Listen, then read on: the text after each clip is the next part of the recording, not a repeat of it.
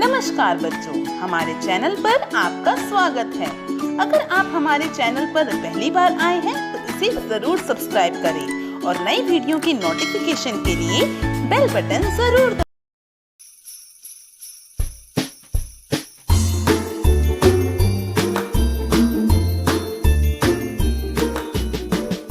स्वागत है।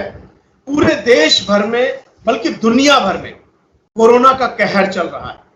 अलग अलग प्रयोग हो रहे हैं, दिल्ली में प्रयोग हो रहे हैं, दुनिया के अलग अलग देशों में प्रयोग हो रहे हैं और अमेरिका में भी कई प्रयोग हुए।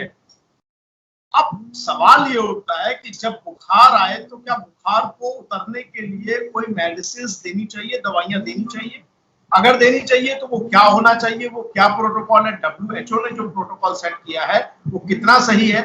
डिफरेंट जर्नल्स हैं, कई देशों की अलग अलग अध्ययन है। अगर मैं सरल भाषा में कहूं कि कई लोगों ने इस पर बहुत रिसर्च किया है और वो सब क्या है। इन मुद्दों पर हमारे साथ बात करने के लिए एक रिसर्चर है जो कि आम इंसान है, लेकिन कई पैथीज में उन्होंने रिसर्च की है। उन्हें इस बात पर है कि अलग अलग जो दवाइयों की पद्धतियां हैं उनका अध्ययन किया जाए। जी हाँ, मैं बात कर रहा हूं विवेक अग्रवाल जी का। विवेक अग्रवाल जी, पंजाब केसरी नवोदय टाइम्स टीम में आपका स्वागत है। नमस्कार जी, बहुत धन्यवाद। और आपके साथ आपके सहयोगी हैं भास्वर अग्रवाल। नमस्कार। नमस्कार भास्वर। और हमारे साथ इस चर्चा में महत्वपूर्ण कड़ी जो है वो जुड़ रही हैं अमेरिका से डॉक्टर अनु गर्ग। डॉक्टर अनु, नमस्कार। नमस्कार। सबसे पहले मैं डॉक्टर विवेक अग्रवाल जी आपसे जानना चाहूंगा, आखिर ये पूरा आपने जो जर्नल्स का अध्ययन किया है वो क्या कहता है कि इस पूरी जो कवायद में जो अलग अलग मेडिसिन्स का उपयोग है, खास तौर से बुखार में जैसे ही कोरोना की गिरफ्त में आते हैं, तो वो क्या बोलता है? आपने क्या रिसर्च किया है? देखिए अनिल जी, क्या है कि पिछले एक वर्ष से हम बड़े आश्चर्यचकित थे कि ये 100-101 बुखार और थोड़ा सा गला खांसी होने पर और लोगों की डेथ हो रही है, लोगों को मृत्यु हो रही है। तो हम लगातार इस पर बात करते रहे, रिसर्च करते रहे और पर हमने ये पाया कि यदि हम ये सर्च करें कि क्या वायरस इन्फेक्शन में फीवर हमारे लिए फायदा करता है, लाभ करता है या हानि करता है, आप विश्वास नहीं करेंगे कि इंटरनेट पर जितना भी मटेरियल, आज इंटरनेट पर दुनिया के सबसे अच्छे मेडिकल जर्नल्स आप पढ़ सकते हैं और आप यहां तक पाएंगे कि हमारे फोर्टिस हॉस्पिटल की वेबसाइट पर यह लिखा है कि वायरस फीवर में, वायरस की इन्फेक्शन में यदि आप बुखार को नीचे करेंगे तो उससे न केवल बीमारी लंबी होगी बल्कि मृत्यु भी अधिक होगी।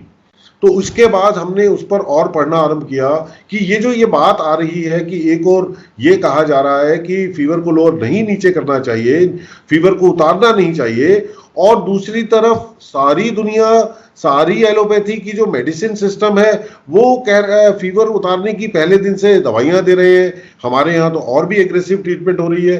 तो हमने और मेरे पुत्र भास्वर अग्रवाल ने इसके लिए पढ़ना शुरू किया कि फीवर से क्या होता है। तो यदि आप कहेंगे तो मैं उसको और एक्सप्लेन कर दूंगा कि फीवर से हमारी बॉडी में किस प्रकार का एक्शन होता है। देखिए, फीवर जो है हमारी बॉडी का एक नेचुरल इम्यून रिस्पॉन्स है। हमारी जो इम्यूनिटी के लिए हमारी मैक्रोफेजेस कुछ साइटोकाइंस छोड़ते हैं जिनमें से अलग अलग काम है। उनमें से कुछ का काम होता है हमारे हाइपोथैलेमस से, हमारे मस्तिष्क से हमारे ज्वर को या फीवर को बढ़ाना। अब वो ज्वर ऐसा नहीं है कि बढ़ता ही जाएगा, जितनी बॉडी की आवश्यकता है उतना वो बढ़ाएंगे। पर यहां इंटरेस्टिंग बात क्या है कि एक बार हमारा फीवर ऊपर आ गया, 100 आ गया, 101 आ गया, तो वो जो साइटोकाइन छूटे थे हमारी बॉडी से उनको भी फीवर डाउन करेगा, उनको समाप्त करेगा, बॉडी से एलिमिनेट करेगा। और दूसरा बहुत इंटरेस्टिंग काम ये होगा कि जो हमारे मैक्रोफेजेस जो इम्यूनिटी को एक्टिवेट कर रहे थे, वायरस को पहचानने के बाद शरीर को या अनेक प्रकार के क्रियाएं कर रहे थे, वो भी उस समय शांत हो जाएंगे, नए साइटोकाइंस नहीं छोड़ेंगे। पर हो क्या रहा है, सबसे पहले हम जब फीवर उतारने की कोशिश करते हैं तो एक और तो हमारे साइटोकाइंस बार बार आते रहेंगे क्योंकि बॉडी की, शरीर की आवश्यकता है कि फीवर बढ़े। और दूसरी ओर जो साइटोकाइंस आ चुके वो जो हमारे ऑक्सीडेटिव स्ट्रेस बढ़ गया वो हटेगा नहीं।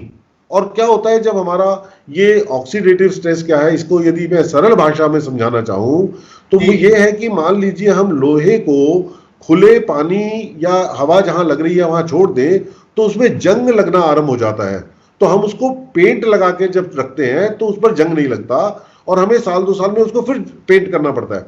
अब जब हमारी बॉडी में भगवान ने ऐसा सिस्टम बनाया है कि शरीर में कि एक और ऑक्सीडेशन होगी, हमारी इम्यूनिटी एक्टिव होगी, तो दूसरी ओर उसको शांत करने वाले तत्व हमारी बॉडी में, हमारे शरीर में है।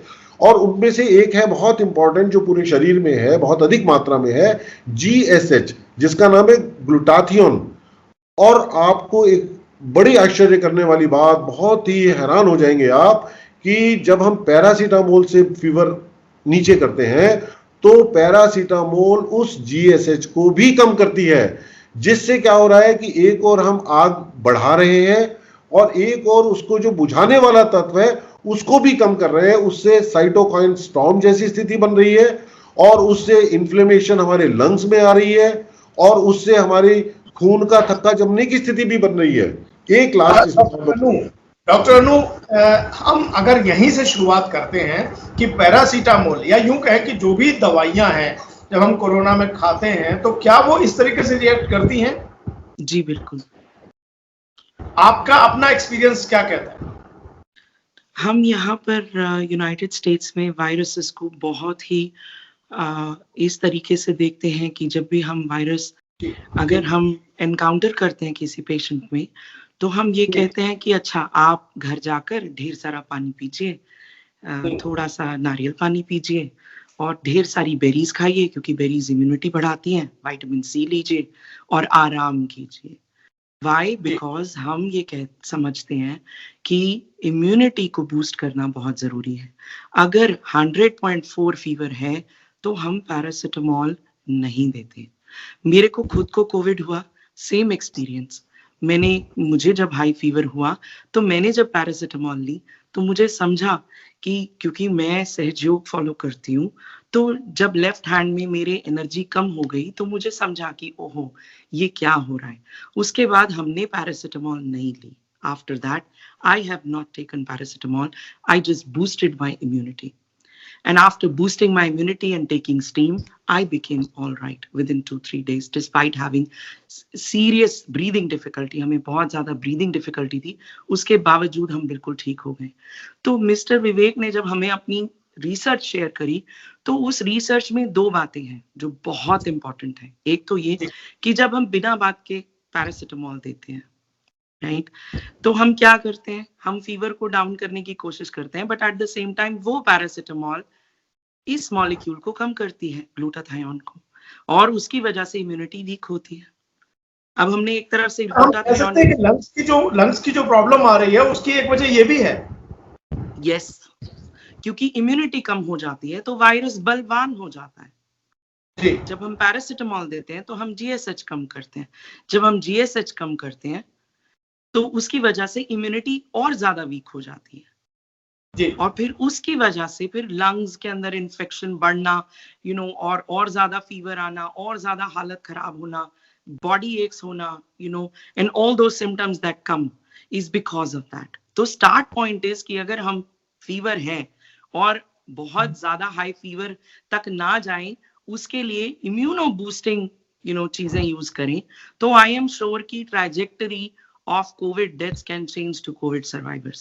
So I am very thankful कि Mr. विवेक ने मेरे साथ ये स्टडी शेयर करी, बिकॉज इसमें 2 बातें बहुत इंपॉर्टेंट हैं। एक तो ये कि पैरासिटामोल देते ही ग्लूटाथियोन कम होता है, उससे इम्यून सिस्टम जो है बहुत ज्यादा वीक हो जाता है। दूसरी बात ये कि हमारी बॉडी में एक होम्योस्टैटिक मैकेनिज्म है, वो होम्योस्टैटिक मैकेनिज्म हर इंसान के अंदर है। हम जब एंटीबायोटिक्स देते हैं, जैसे हमने डॉक्सीसाइक्लिन खाई या हमने एजिथ्रोमाइसिन खाई या हमने आइवरमेक्टिन खाई, तो हमने क्या किया, गट इम्यूनिटी को लोअर किया, इनफैक्ट खत्म कर दिया, क्योंकि एक एंटीबायोटिक से शायद वो कम होती होगी। जब आपने एक के ऊपर एक कंबाइन कर दी तो पूरी गट इम्यूनिटी खत्म। अब गट इम्यूनिटी खत्म, ऊपर से ग्लूटाथायोन भी नहीं, तो बॉडी का क्या बनेगा? होम्योस्टैटिक मैकेनिज्म भी नहीं है, और ऊपर से जो ग्लूटाथियोन ऑक्सीडेटिव स्ट्रेस को बचाता है वो भी नहीं है। तो फिर अब क्या होगा? जो साइटोकाइन स्टॉर्म रिलीज होगा वो बॉडी पर क्या टोल लाएगा, वो हम सारे पेशेंट्स में देख सकते हैं। मेरे हिसाब से अगर हम पहले ही पैरासिटामोल का इस्तेमाल कम करें, और और इम्यूनो बूस्टिंग प्रॉपर्टीज जो हमारे कई सारे disciplines हैं जो हमें सिखाती हैं, like in US we do vitamin C, we do zinc, we do vitamin D3. If we use them and immuno boost and probiotics, I am sure कि कोविड की ट्रैजेक्टरी चेंज हो सकती है। आखिर ये पैरासीटामोल का प्रैक्टिस कहाँ से आया? क्योंकि मुझे लगता है कि हम लोग अमेरिकन जो मेडिकल साइंसेस हैं उनसे बहुत कुछ सीखते हैं। तो आप अगर बता सके विवेक अग्रवाल जी, आपने जो जर्नल्स पढ़े हैं, ये पैरासीटामोल का इस्तेमाल जो है, अत्यधिक इस्तेमाल, ये खासतौर से भारत में क्यों ज्यादा इस्तेमाल हो रहा है? देखिए, जो ये पैरासीटामोल है ये वास्तव में एक पेट्रोलियम बेस्ड मेडिसिन है, और ये वैसे तो 1878 में पहली बार खोजी गई, पर 1953 से इसका कमर्शियल और मेडिसिन की तरह इस्तेमाल हो रहा है। बट आप विश्वास करेंगे कि इसके बारे में आज भी बहुत से लोग रहस्य है कि ये काम कहाँ करती है। एक तो ये हमारे फीवर को उसी हाइपोथैलेमस से डाउन करवाती है जहां से हमारे साइटोकाइन ने बढ़ाया था, तो बॉडी को जो हमारा इम्बैलेंस क्रिएट करती है। और दूसरा जो मैंने बताया कि आज तक इस पर बहुत अधिक स्टडीज नहीं है। आप विश्वास नहीं करेंगे कि हम लोग जो आज इंडिया में टेस्ट अवेलेबल हैं वो ये तो देख रहे हैं कि सीआरपी बढ़ गए, डी डाइमर बढ़ गए, IL-6 बढ़ गए, डिफरेंट मॉलिक्यूल्स बढ़ गए, बट हम ये नहीं देख रहे जो पैरासीटामोल ने GSH डाउन कर दिया। ये बहुत से, और देखिए क्या हुआ है, ये रिसर्चेस ऑफ लेट आई हैं पिछले 15-20 सालों में, पिछले 10 सालों में, और यहाँ तक कि जनवरी 2021 में कोविड पर यूएस के साइंटिफिक जर्नल्स में छपी हैं। बट न जाने क्यों हमारी मेडिसिन ने उनको इनकॉर्पोरेट नहीं किया। आज तक किसी ने ये समझने नहीं की कोशिश नहीं की कि हर वर्ष 6, 7, 8 लाख लोग, पिछले वर्ष भी, इससे पिछले कोविड आने से पहले भी इन्फ्लुएंजा से यानी वायरस इन्फेक्शन से पूरे विश्व में मारे जाते थे, और इस साल 32 लाख जो मारे गए हैं क्योंकि और एग्रेसिव ट्रीटमेंट हो गई। पैरासीटामोल की हमें ये बताया जा रहा है कि आप हर 6 घंटे में 650 mg लें। भारत की दृष्टि से ये बहुत ज्यादा है, और उससे क्या हो रहा है कि जो हमारी बॉडी ने वापस GSH को डेवलप भी कर देना था, उसको हम मौका ही नहीं दे रहे उठने का, और कंटिन्यूअस अटैक पर अटैक करने से बॉडी को इतना डाउन कर देते हैं, इम्यूनिटी को, इतनी इन्फ्लेमेशन। हमारे लंग्स में भी वो GSH हमारी प्रोटेक्टिव लेयर है। जब हम GSH को खत्म कर देंगे, मैं चाहूंगा कि इस चर्चा में हम भास्वर को भी जोड़ें। भास्वर, मेरा अगला सवाल आपसे है, आपने जो स्टडी की है, किन किन जर्नल्स में ये बात स्पष्ट तौर पर कहा गया कि पैरासीटामोल जो है वो नुकसानदायक है? किन जर्नल्स में आपको ये बात नजर आई? देखिए, बहुत इंटरेस्टिंग बात है कि जब हम कहते हैं कि पैरासीटामोल का बेनिफिट क्या है या फीवर लोअरिंग का बेनिफिट क्या है, तो किसी भी जनरल में ये नहीं मिलेगा हमें कि उसका फीवर लोअरिंग का कोई बेनिफिट है। जो मोस्ट कॉमन बेनिफिट बताया जाता है वो बताया जाता है कि पेशेंट को डिस्कम्फर्ट से बचाया जाए। दूसरी ओर बहुत सारे जर्नल्स और लगभग सारी स्टडीज ये बताती हैं कि जब फीवर लोअर किया जाता है by the use of antipyretics तो बीमारी लंबी भी होती है और डेथ्स भी बढ़ती हैं। एक और इंटरेस्टिंग बात ये है कि स्पेशली वायरल इन्फेक्शंस में there has been no trial of the use of paracetamol. There has been no trial which studies the efficacy and safety of paracetamol in virus infections. मैं चाहूंगा कि आप हिंदी में बोलें। दर्शकों, जो भास्वर कह रहे हैं वो ये कह रहे हैं कि पैरासीटामोल को लेकर के कोई अध्ययन नहीं किया गया है, कोई स्थापित परंपरा नहीं है, ये डॉक्टर्स की अपनी हिंदुस्तान में प्रैक्टिस है। डॉक्टर अनु, मैं ठीक कह रहा हूँ? बिल्कुल। पैरासीटामोल की एक बहुत इनोसेंट गुडविल है, सही नहीं है जी। पैरासीटामोल की एक बहुत इनोसेंट गुडविल है, और मेरे ख्याल इसी कारण कोई भी clinical trial specially virus infection में इसकी सेफ्टी और एफिकेसी के लिए नहीं किया गया है। और दूसरी ओर एनिमल्स में जो ट्रायल किए गए हैं उसमें साफ तौर पर झलकता है कि पैरासीटामोल के यूज से मॉर्बिडिटी भी बढ़ रही है और मोर्टेलिटी भी बढ़ रही है। तो एक ये बहुत ज़रूरत है इस टाइम कि इस पे इन्वेस्टिगेशन हो और एक रिसर्च करी जाए जिससे इसकी सेफ्टी और एफिकेसी का पता चले। डॉक्टर अनु, ये भास्वर ने बहुत बड़ी बात कही है कि पैरासीटामोल से जो है वो बहुत ज्यादा समस्याएं बढ़ रही हैं, लोगों की डेथ्स बढ़ रहे हैं, लंग्स के केसेस बढ़ रहे हैं, जैसा कि इनकी बात का जो अर्थ निकल करके आता है। तो आपको क्या लगता है, जब बुखार 101 से ऊपर हो तो उसको कैसे काबू किया जाए? पैरासीटामोल की डोज कम की जाए और दूसरे ऑप्शंस क्या हो सकते हैं? देखिए, जो हमें समझता है, जो यूएस में हम प्रैक्टिस करते हैं कि 100.4 से अगर फीवर ऊपर है तो ही पैरासीटामोल दें।